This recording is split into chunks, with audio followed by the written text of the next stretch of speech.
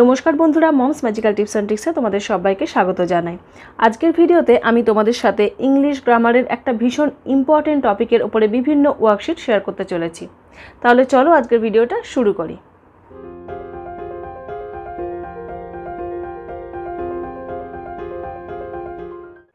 আজকে যে বিষয়ের উপর কথা বলবো সেটা হচ্ছে অ্যাডজেক্টিভ। অ্যাডজেক্টিভের ওপরে আগেও কিন্তু আমি একটা ভিডিও বানিয়েছি, কিন্তু সেখানে আমার ওয়ার্কশিটগুলো শেয়ার করা হয়নি। তো ওয়ার্কশিটগুলো দেখানোর আগে আমি জাস্ট একটু তোমাদেরকে বলে নিতে চাই যে অ্যাডজেক্টিভ আসলে কি। তো এখানে যদি ডেফিনেশন দেখো তাহলে দেখতে পাবে যে a word that describe a person, place, animal or things is called as describing words. তো ডেসক্রাইবিং ওয়ার্ডস যেটা বলছে সেটাই কিন্তু অ্যাডজেক্টিভ।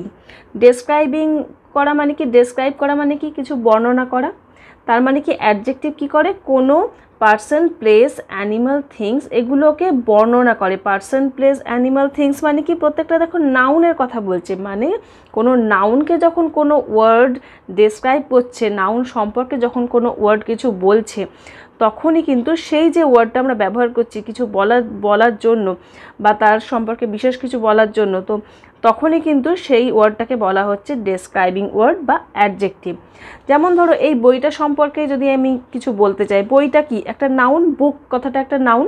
তো আমি বললাম যে বইটা ভীষণ কালারফুল, তো কালারফুল কথাটা কি হলো, অ্যাডজেক্টিভ। বইটা ভীষণ অ্যাট্রাকটিভ, দেখতে বেশ ভালো লাগছে, বাচ্চাদের কাছে অবশ্যই অ্যাট্রাকটিভ হবে কালারফুল হলে। তো অ্যাট্রাকটিভ কথাটাও কি অ্যাডজেক্টিভ। এই বইটা ভালো, তাহলে এখানে যে ভালো কথাটা মানে গুড কথাটা হচ্ছে অ্যাডজেক্টিভ। বইটা ইনফরমেটিভ, বইটাতে অনেক ধরনের ইনফরমেশন আছে, তাহলে ইনফরমেটিভ কথাটাও কিন্তু একটা অ্যাডজেক্টিভ। তো এই যে কালারফুল, অ্যাট্রাকটিভ, ইনফরমেটিভ, গুড, এই যে টার্মগুলো, এই যে ওয়ার্ডগুলো কী করছে, এই বইটাকে ডেসক্রাইব করছে, এই বইটা সম্পর্কে কিছু বলছে, তাহলে এই প্রত্যেকটা টার্মই কিন্তু অ্যাডজেক্টিভ। তাহলে অ্যাডজেক্টিভ কী সেটা তো আমরা বুঝে গেলাম এবং সেভাবে আমরা বাচ্চাদেরকে বোঝাতেও পারবো। এরপরে আমরা দেখে নিই অ্যাডজেক্টিভের ওপরে কিছু ওয়ার্কশিট। তো প্রথমে দেখো এখানে একটা ওয়ার্কশিট রয়েছে, circle the adjective in each sentence. তো এখানে সেন্টেন্সগুলো কী আছে, this is a heavy box. তো এখানে অ্যাডজেক্টিভ কোনটা, প্রথমে দেখতে হবে এখানে নাউন কোনটা। তো নাউন কোনটা, বক্সটা নাউন। এবার বক্সটা কেমন, হেভি কথাটা হচ্ছে এখানে অ্যাডজেক্টিভ। তো সেন্টেন্সের মধ্যে অ্যাডজেক্টিভ কোনটা খুঁজতে গেলে আগে কিন্তু নাউন খুঁজতে হবে, সেই নাউনকে কোন কথাটা ডেসক্রাইব করছে সেটা খুঁজে পেলেই কিন্তু আমরা অ্যাডজেক্টিভটাও খুঁজে পেয়ে যাব। নেক্সট সেন্টেন্সটা দেখো, giraffe is a tall animal. তো জিরাফ কীরকম অ্যানিমাল, টল অ্যানিমাল। টল কথাটা এখানে কিন্তু অ্যাডজেক্টিভ। সেরকমই এখানে তো একটা করে দেওয়াই রয়েছে, he is a clever boy, ক্লেভারটা adjective. Rita has chubby cheeks, তো চাব্বি কথাটা adjective. Kashmir is a cool place, Kashmir কীরকম প্লেস, কুল প্লেস, তাহলে কুল কথাটা এখানে অ্যাডজেক্টিভ। এখানে দেখো আরেকটা ওয়ার্কশিট রয়েছে, আইডেন্টিফাই দ্য ডেসক্রাইবিং ওয়ার্ড, মানে হচ্ছে adjective, and the noun that it describes. তো এখানে কোনটা নাউন কোনটা অ্যাডজেক্টিভ দুটোকেই আইডেন্টিফাই করতে হবে। এখানে যেমন শার্প নাইফ এই কথাটা রয়েছে, এখানে শার্প আর নাইফ এই দুটোর মধ্যে কোনটা অ্যাডজেক্টিভ কোনটা নাউন সেটাকে আইডেন্টিফাই করতে হবে। তো শার্পটা হচ্ছে অ্যাডজেক্টিভ আর নাউন কোনটা, নাইফ। সেরকমই আ গুড গার্ল, তাহলে এখানে নাউন কোনটা প্রথমে আমরা খুঁজে নিই, নাউন কোনটা হচ্ছে, গার্ল হচ্ছে নাউন, আর এখানে অ্যাডজেক্টিভ কোনটা, গুড কথাটা হবে অ্যাডজেক্টিভ।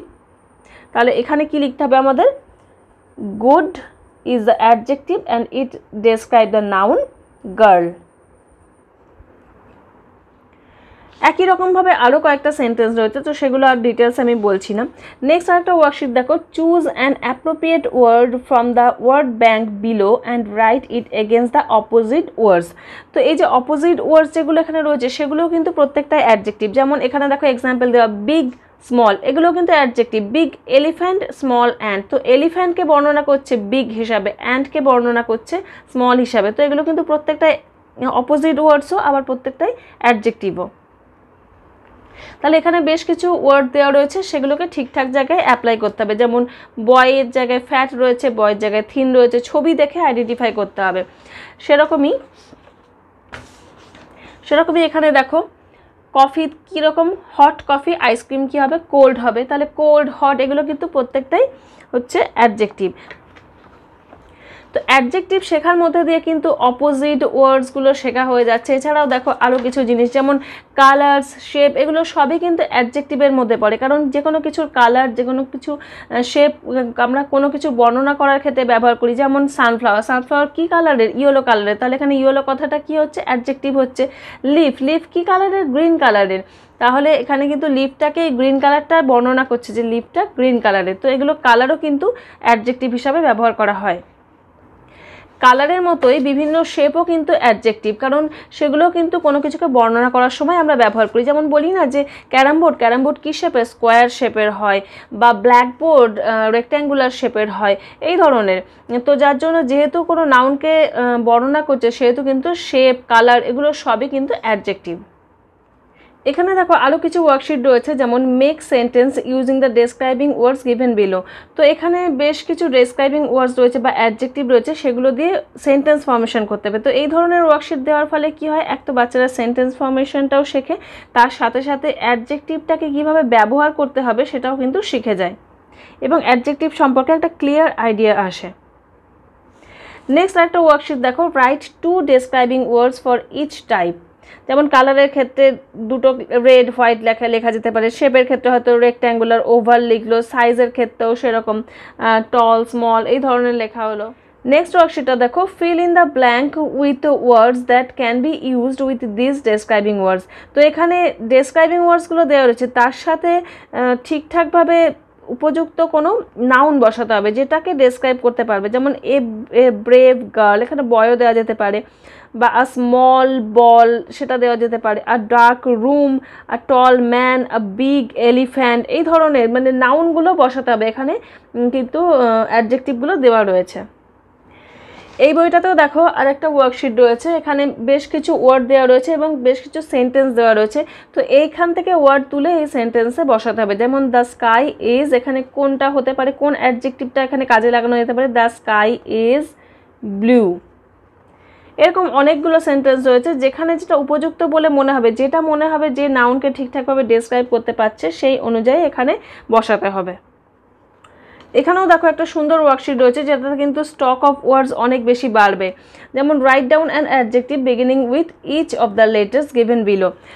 তো এখানে অনেকগুলো লেটার লেখা রয়েছে, যেগুলো দিয়ে শুরু হবে সেরকম কিছু অ্যাডজেক্টিভ লিখতে হবে। এতে যেমন অ্যাক্টিভ লেখা রয়েছে, তেমন বিতে ব্লু লেখা যেতে পারে, ডিতে ডার্ক লেখা যেতে পারে, এই ধরনের মানে যেটা মনে হবে যে কাউকে ডেসক্রাইব করতে পারে সেই ধরনের কিছু ওয়ার্ড এখানে লিখতে হবে। এই ওয়ার্কশিটটাও বেশ ভালো, একটা করে ছবি দেওয়া রয়েছে এবং এই ছবিগুলো সম্পর্কে এই ছবিটা দেখে 4টে করে ডেসক্রাইবিং ওয়ার্ডস লিখতে হবে। এখানে যেমন একটা গোলাপের ছবি দেওয়া রয়েছে, রেড হলো, গোলাপটা বিউটিফুল, অ্যাট্রাকটিভ, ডেলিকেট। সেরকমই অ্যাপেলে লেখা যেতে পারে ডিলিশিয়াস, রেড, হেলদি, এই ধরনের বেশ কিছু অ্যাডজেক্টিভ কিন্তু ব্যবহার করা যেতে পারে। এই ওয়ার্কশিটটাও দেখো ভীষণ মজার কিন্তু, write 8 adjectives describe your friend, one is done for you. তো এখানে একটা ছবি দেওয়া রয়েছে এবং ভাবতে হবে এখানে তোমার বন্ধুর ছবি দেওয়া রয়েছে এবং সেখানে বন্ধুর সম্পর্কে 8টা কোনো অ্যাডজেক্টিভ লিখতে হবে। এবার সেটা তোমার পছন্দ মতো যা খুশি লিখতে পারো, ক্লেভার, ইন্টেলিজেন্ট, নটি, সুইট, যা খুশি লিখতে পারো যেটা তোমার বন্ধুকে ডেসক্রাইব করবে। তো বন্ধুরা, তোমরাও তোমাদের বাচ্চাদেরকে অ্যাডজেক্টিভ টপিকটা শেখানোর পরে এই ধরনের ওয়ার্কশিট দিতে পারো। এছাড়াও আরেকটা কাজ করতে পারো, বিভিন্ন রকম খেলনা নিয়ে বা বিভিন্ন জিনিস দেখিয়ে, যে কোনো নাউন দেখিয়ে বলতে পারো যে এটা সম্পর্কে কয়েকটা ডেসক্রাইবিং ওয়ার্ডস বলো। তো এইভাবে কিন্তু বিভিন্ন স্টক অফ ওয়ার্ডসও বাড়বে, বাচ্চারা প্রচুর নতুন নতুন ওয়ার্ড শিখতে পারবে এবং এটা বেশ একটা খেলার মতো ব্যাপারও হবে। এই ধরনের খেলা খেলতে খেলতে দেখবে বাচ্চারা কত সহজেই অ্যাডজেক্টিভ বিষয়টা একেবারে শিখে যাবে।